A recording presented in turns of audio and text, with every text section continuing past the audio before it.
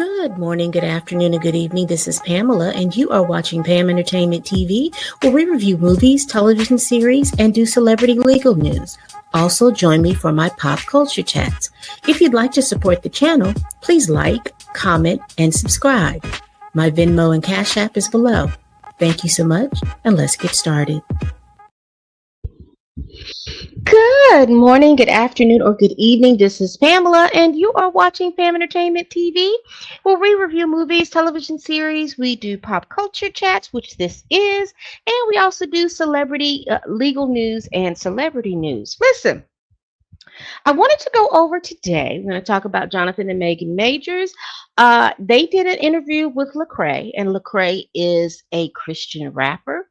And he has a podcast. And the episode that I am going to be talking about and reviewing is the Jonathan Majors and Megan Good Majors break their silence on cancellation, relationship, and faith.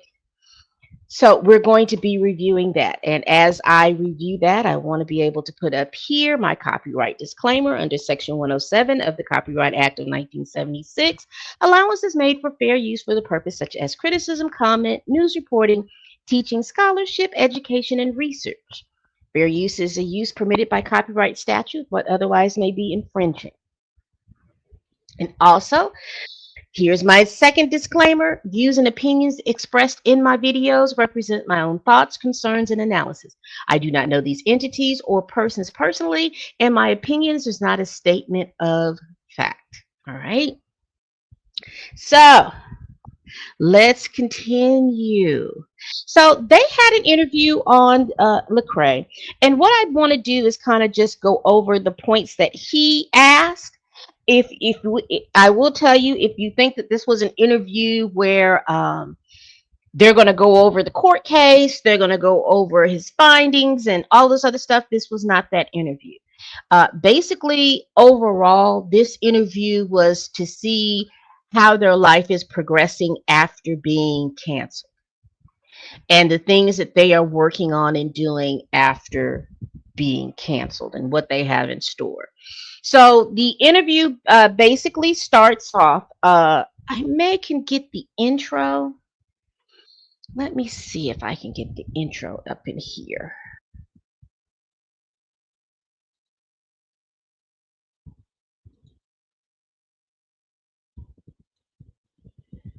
Let's see. I don't think it's that much. We'll play a small part of the intro so that you could kind of get a feel.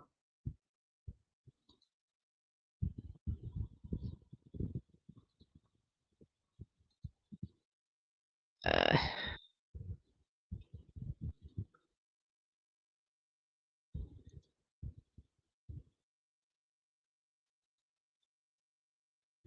let's get a small feel of the intro. I literally would not be a walking, talking, breathing being had it not been for the Lord putting Megan in my life. Amen. I was completely abandoned. You just love me the way I need to be loved. Oh, you trying to get the eyes welled up in here? Is that what's happening? Yeah.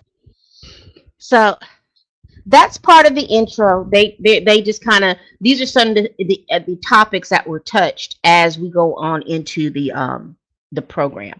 So like I said, I'm just going to tell you really just kind of go over what they talked about and then give my opinion of what I've seen. Now, if you all have followed my channel, you know that I have followed that court case because it comes up under the legal news. And like I said, that's where I got caught up. That's where I initially started following. I was aware of Jonathan Majors with his acting, and I was aware of Megan Good with their acting. So when this came up, when the court case came up, and if you were interested to know what happened in regards to that court case, y'all definitely can go through my playlist. I have a whole Jonathan Majors playlist talking about that. And so now we are post hearing. And so we are about a couple of years in 2020, December of this year would be 2 years since the verdict. And so since that time, these two have gotten married. They have started a company and business together, and they touch on their life together. So let's do this because again, I just wanted to kind of go over that intro. Let me just go ahead and let the intro finish playing, and then we'll continue. I love a good cancellation story. I love it. I really do. This is getting crazy. Megan has not spoken about this, but one of the most heartbreaking things for me was, oh, we're going to this thing, and then we get blanked. One. So let me stop it there.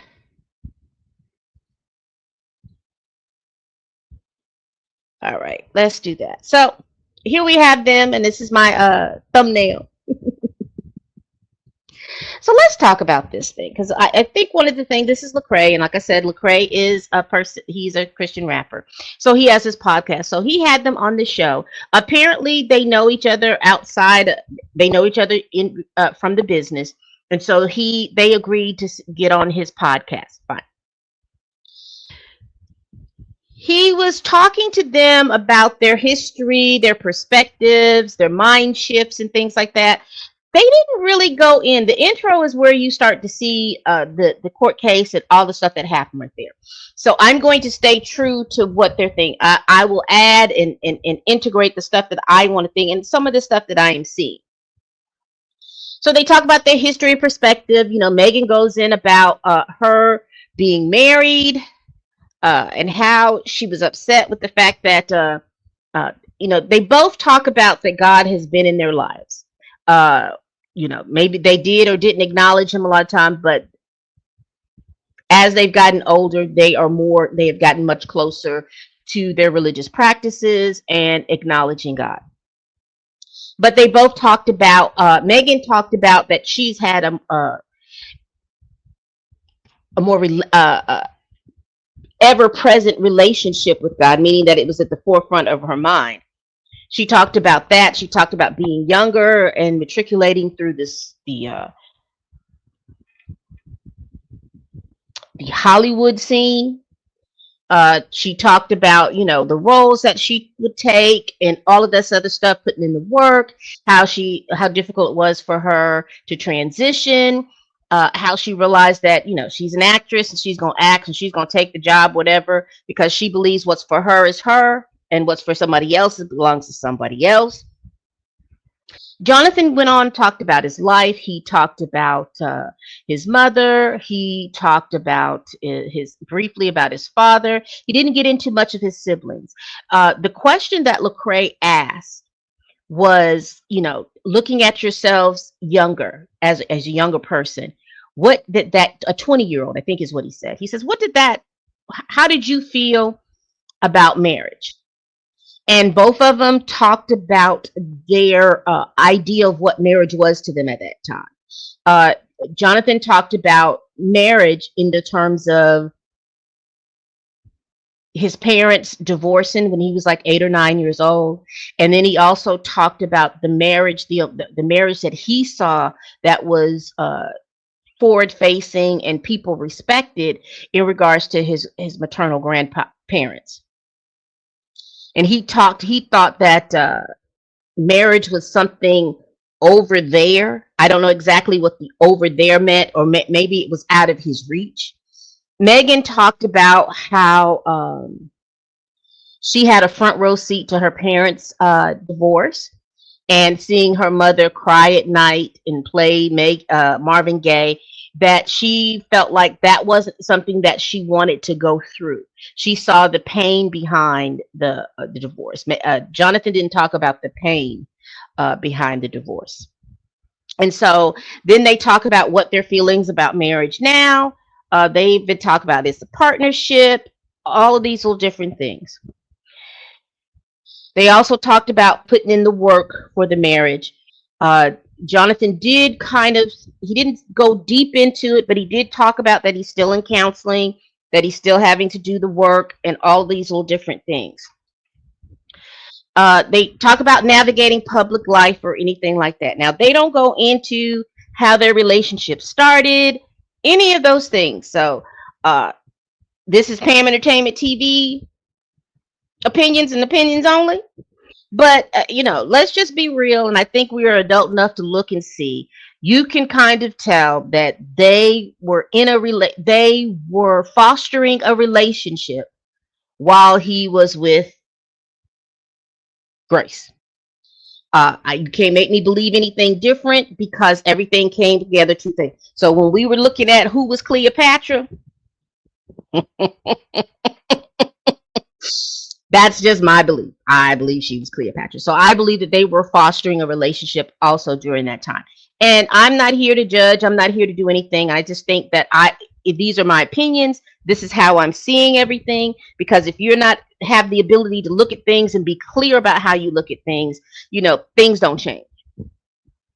So all of that. So when you saw her being at his side and all those different things, and they kind of mentioned that she says that she had prayed and God just told her, do what you need to do, basically. And so she was there for him. He looks at her as, hey, I was at a bad place. I didn't want to bring her into that, but she was making the decision to be in that, and he just let her live. One of the things I'm looking at, and when I look at the relationship and look at how they interact, he seems very comfortable with, and I don't know if it's comfortable. Yes, comfortable is the right word. I just don't know whether he's cognizant of it or not. But he seems very comfortable with letting a woman lead. And what I mean by that is he defers to her a lot. If you watch this interview and if you've watched subsequent interviews, he's very comfortable with deferring to her. Uh, I don't know exactly what that is. And like I said, everybody's relationship is different. My perspective on that is I'm intrigued by that because usually men don't like for women to take lead. They take offense to that. So I'm very intrigued by that. And is it that he thinks that she is more emotionally stable or whatever? Because she'll turn around and say, okay, you go first on that. You can go first on that. You can talk about this. You can talk about that. So I noticed that off the jump. They talked about Megan talked about her acting. He talked about his acting. Them navigating public life. I think the one time that I saw him have like a very visceral reaction to anything is when when he discussed the fact that Megan was being turned away from roles because she was associated with him. Now they didn't go into what roles, who turned them away, anything like that, but they did talk about uh, him being, her being places that she, I guess, was used to going to. She was no longer invited. They talked about that. They talked about, like I said, they didn't go into detail, but you kind of implied that there were some places that she could get her foot in that she no longer can get her foot in. And he was quite angry for that because he was like, it was me that made the mistakes, and I don't understand why it would carry on to her.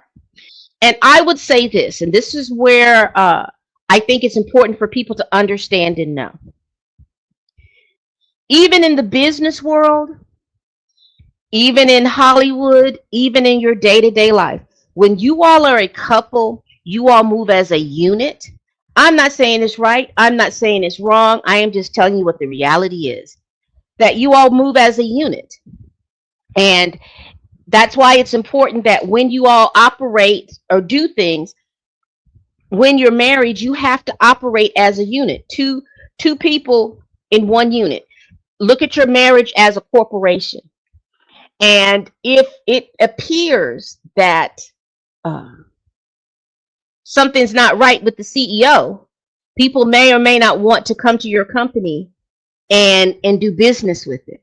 That's why if you look in the business world, you hear it all the time. A lot of people don't do business with men who cheat on their wives, or it's open and knowingly that they cheat on their wives because people think if you cheat on your wife and this is supposed to be the closest person to you, you'll cheat me in business. A lot of people look at you whether or not you're married, and especially as you move up the corporate ladder. And I think sometimes for women, That gets to be that part in there. A lot of women say, well, I hit the glass ceiling, I hit the glass ceiling. And a lot of that has to do with the fact that they want to see how you operate outside of business. And so, for a lot of women that are single, and I'm not telling you that you being single is a problem, but they also like to see how you operate outside of business. For men and for women. Are you parents? How are you all operating with your marriage? How does that look? Are you just business, business, business? You don't have any time for that? Those things are important because even when you go on an interview, they want to know not only if you're smart enough to do the job with the education, not only do they want to know that you can do the job, they want to know what you do outside the job. Not necessarily getting too deep in your business, but are you married? Do you have children? Do you go to games? Do you do things? What's important to you? These are things that they want to do. So him being her being associated with him, and let's be real, he was convicted of a misdemeanor of involuntary assault. So people are looking at that, and again, the way social media works, the way that all these things, cancel culture is a real thing, and people will make it their business to make sure that, as far as canceling, that's one thing. Some people want it to be that you are just never seen again. Uh, for some people, if they could, cancel culture is the way from them for pruning you from the timeline. If you just want to be real about it. And there are a lot of people, because people say, oh, well, he just needs to do this, or oh, she needs to do that. It doesn't matter. You can do all of those things, and people will still want to make sure that it appears that whatever career that you have, whatever, all those different things, they want that taken away from you. And the problem that I have with cancel culture is you don't take anybody's. It's one thing for someone to get in trouble or for someone to have consequences for their behaviors, but it's another thing to try to consistently take away someone's livelihood. And I have an issue with that. There's one thing of, hey, they got to do that, but once the consequences have been met, I don't believe in you just taking someone's livelihood away. I know. Because a lot of people will say, well, I'm upset with this person because they're giving him a platform when he's been convicted of abuse. And we hadn't heard from the person that he abused and what she has to say. Well, I always believe it's that person's right to say what they want to say within their own time. Okay. Uh, if Grace wants to come out and do an interview and talk, that's on Grace's time. I'm not going to push her to do anything that she doesn't want to do or that she wants to do. That's not my job to do that. But at the same token, Grace is going to live her life. They have to live their lives separate from each other. And I wish them both well in that. Because them together, mm-mm, mm-mm, it wasn't working out. And again, Megan was in the mix of that. So I'm just saying what my opinion is. So he talked about that part of canceling. He was saying that, it seems like a death, but he understands that he's got to work his way back up and work his way back into the thing. He didn't say that in as much words, but that's the way he was basically feeling about the cancel culture. So, and he spoke about being in therapy and going through some stuff like that. And that was the part that he couldn't deal with. So he's been working through, and they both admitted that they both are going through counseling, and they both look at this like they're just two kids kind of trying to walk through this life together. And as long as they feel like they're pure at heart about when they're doing it and they're keeping God first, they're just taking everything day by day. They also talked about creating the honor culture. And the way they explained it was, people will work out their bodies, but they don't do anything to get their minds right. People will isolate themselves and they don't have community. And then they talked about nutrition. So for them, honor culture is honoring your mind, body, your spirit, and your community. They are working. They said that, he says he knows a lot about the body. She says she knows about the body. She knows a lot about the spiritual world and all this other stuff. So that is what their brand is. They, not only is it that they're going to teach you nutrition for your body, teach you how to work out, but also how to build community and honor that which you are involved in. So honor your body, honor your soul, honor your community. So that is what they are saying that the honor culture and all of those things are about. And they talk about facing their fears, what's next for them, just working. And Jonathan mentioned that he was looking forward to have babies. Now I looked at her face, and it didn't appear that she was on the same page with that. I looked at her face, and it didn't appear like they were on the same page with that. But they talked about it. They talked about having babies, and they talked about all those different things. Like I said, I looked at her face. Her face didn't look like that's something that she's. I would say they possibly have had a conversation about it, but they hadn't had a thing, because I've saw a couple of videos that they've done and they're worked out, and he was mentioning it, like, oh, it does look like her stomach is this, and oh, it's that, but it didn't look like that to me. Looked a little puffy. Maybe her cycle was on or something like that. But anyway, so if you're looking for this interview to be filled with him talking about his past relationship, him talking about the court case, him talking about any of those things, you're going to be mistaken. This interview really and truly was about how they are thriving post cancellation and what they have going on. And again, they've got the business of honor culture. They both are still working and acting and building up. So that was the whole crux of the interview. So let me just give my 2 and 3 cents. Number one,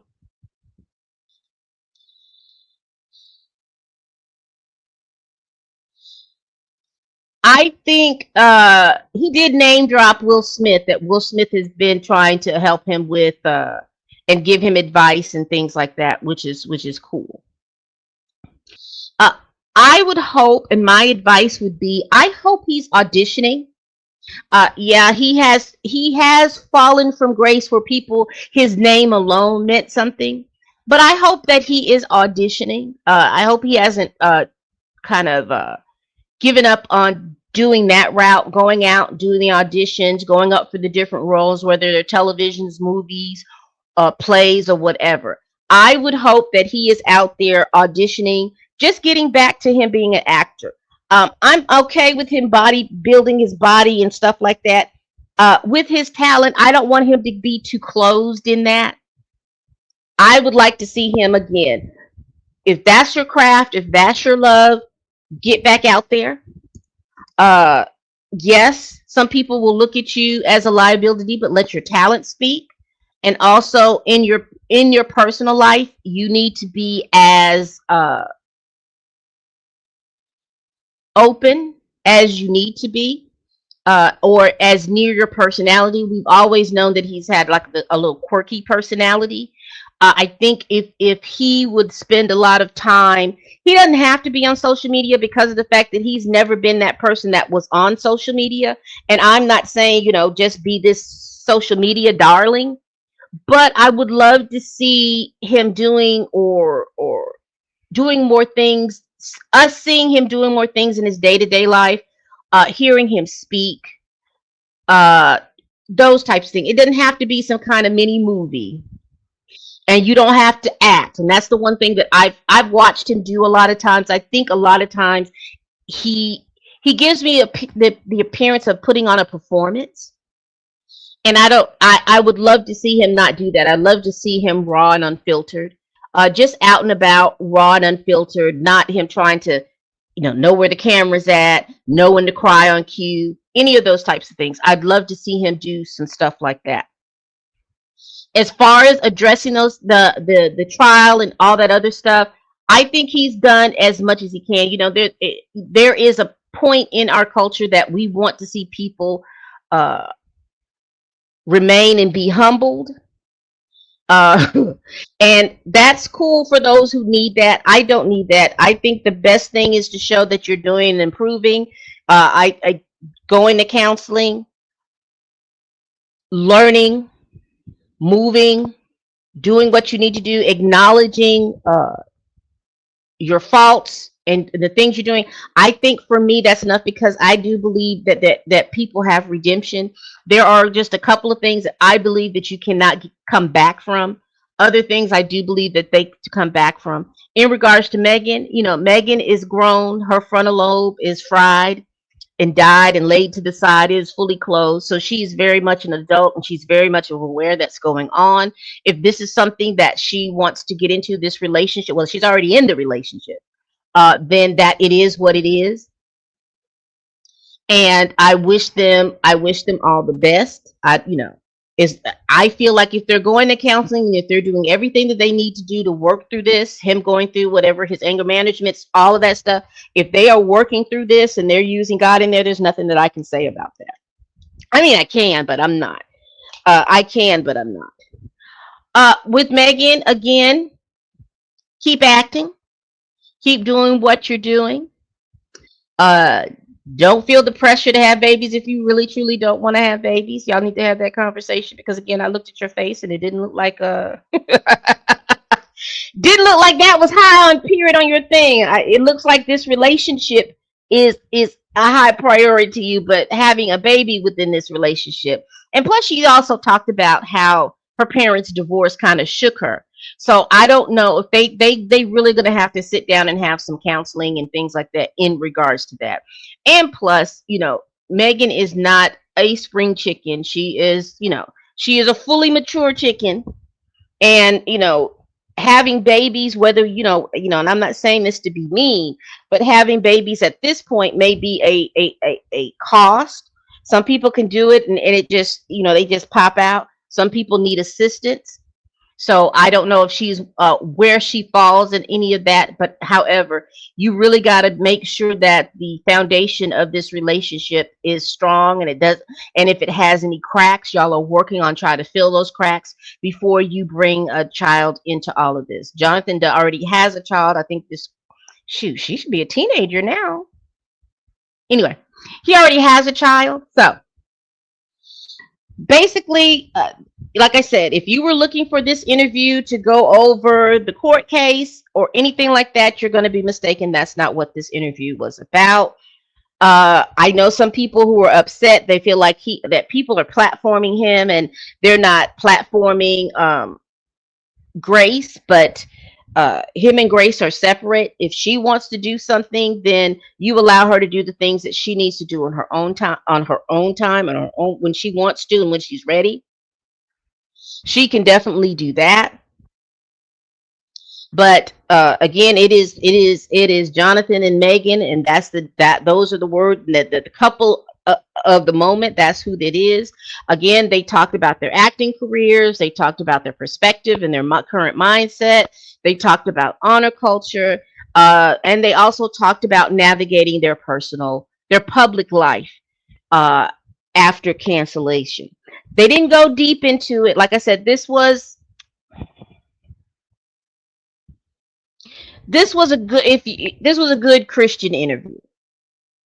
If you were looking for that kind of secular interview where they're asking all those hard hitting questions, this wasn't the interview that you would hear that in. Okay. It was, like I said, it was interesting for what it was. There's just a couple of things that I noticed that, number one, I think, and I don't know if that's just a trait of his or not, but he is very comfortable allowing a woman to lead. And you can kind of tell that that's a dynamic. And I don't know if that's a mothering thing or nurturing. I don't know. That's one of the things I noticed.